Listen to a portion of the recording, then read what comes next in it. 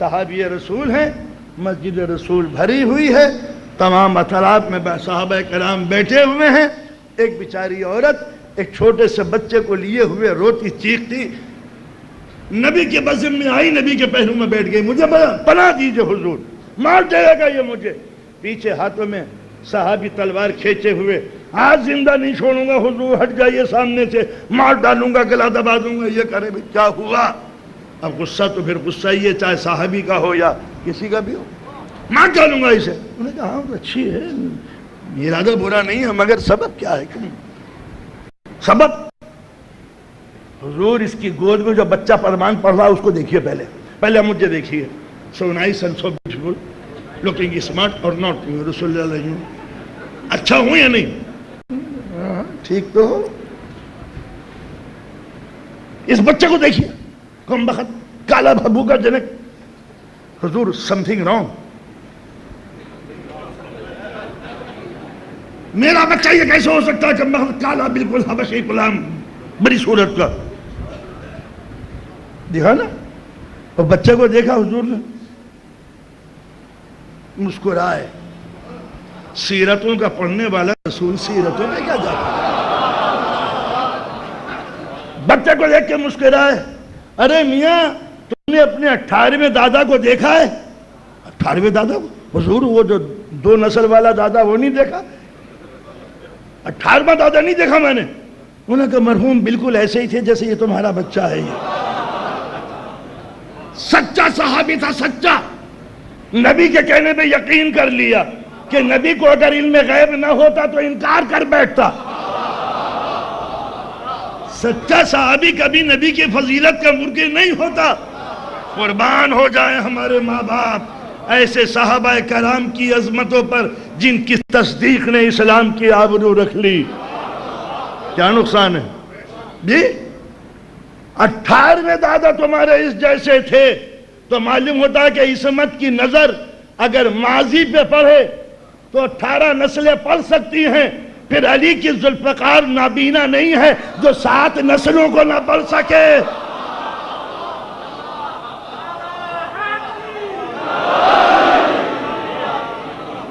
بچوں کے لیے عرض کر دوں، جنگ صفین کی رات ہے، بھیانک رات، تلواریں چل رہی ہیں، چیخوں کے پکار کی آواز بلند ہو رہی ہے، گرد و غبار میں پسا ہوا پسینہ اور خون ایک عجیب و غریب بو محسوس کر رہا ہے پورے مقتل کے اندر۔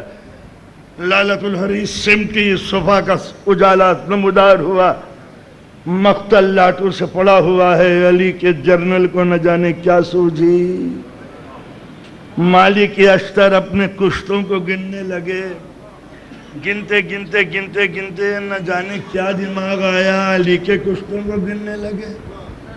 پہچان الگ ہوتی تھی، علی کے کشتوں کی پہچان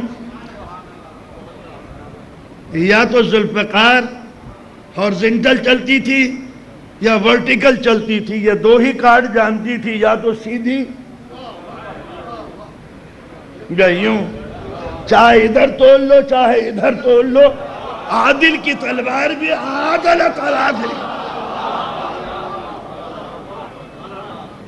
وہ مشہور و معروف واقعہ تو آپ کو یاد ہوگا، نجف شرف میں ایک سر پھرا خاندان کا ایک جوان آیا جس کو اپنی طاقت پر ناز تھا۔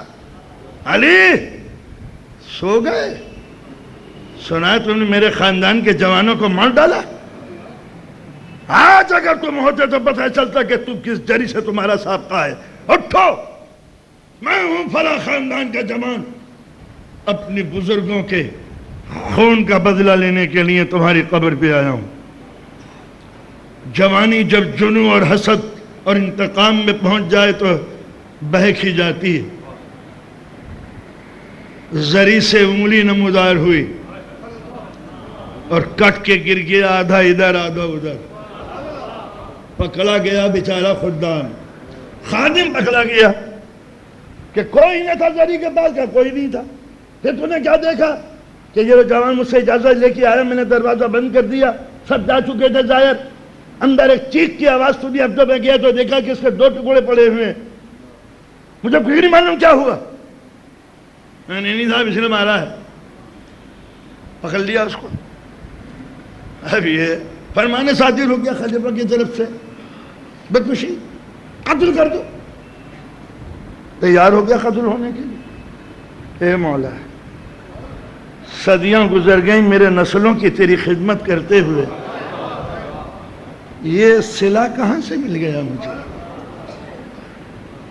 دعا مانگتے مانگتے سو گیا، خواب میں دیکھتا ہے کیوں پریشان ہے؟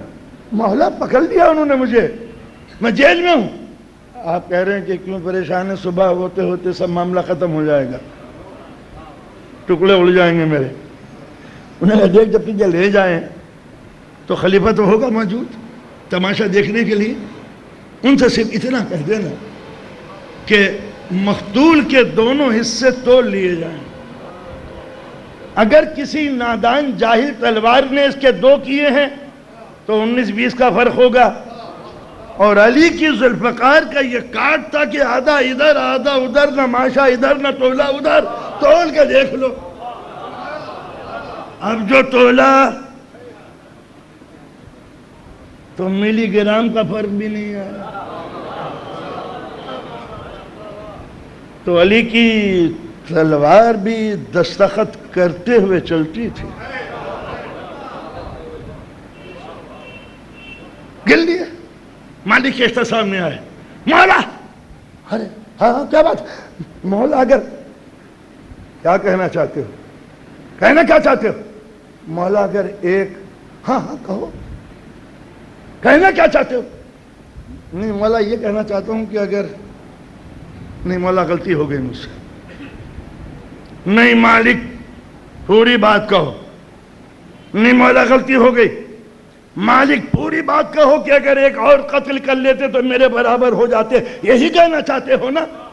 مولا غلطی ہو گئی، مالک توبہ کر کے پھر سے ہاتھوں پہ بیعت کرو، توبہ کرو پھر بیعت کرو۔ تمہاری یہ جرت کیسے ہوئی کہ تم اپنے کشتوں کے میرے کشتوں سے ملانے لگے؟ وہ مالک اشتر جس کی صفت و طاقت کے آگے ہوں بھی لشکر خش و خاشاک کی طرح گھومتا تھا، آج وہ علی کے سامنے اس طرح کانپ رہا ہے جیسے زلزلوں کے آگے زمین کانپا کرتی ہے۔ رونے لگے مالک۔ علی نے کاندھے پہ ہاتھ رکھ دیا، مالک نہیں رونے کی کوئی ضرورت نہیں، بشر تھے نا، پھسل گئے، بشریت پھسل ہی جاتی، جو عصمت سے مقابلہ کرنے کی تمنا کرنے لگتی ہے۔ ہاں ہاں رونا چاہیے تمہیں اپنی دعوت کے اوپر، مگر سنو، سبب سنو، تم نے اس کو مارا جو تمہارے مد مقابل آ گیا۔ رات کے اندھیرے گرد و غبار کے اٹے ہوئے ماحول میں جب کوئی مجرم میری ذوالفقار کے نیچے آیا تو حسب عادت ذوالفقار جھکی، نظر عصمت نے جھکتے جھکتے 7 صلبوں پہ نظر ڈال لی۔ اگر کہیں کوئی مومن نظر آیا تو ذوالفقار اس طرح پلٹی جیسے ڈوبا ہوا سورج پلٹ جاتا۔ محسوس کیا آپ نے؟ اب سمجھ میں آیا کہ ذوالفقار ہر جگہ کیوں نہ چلی۔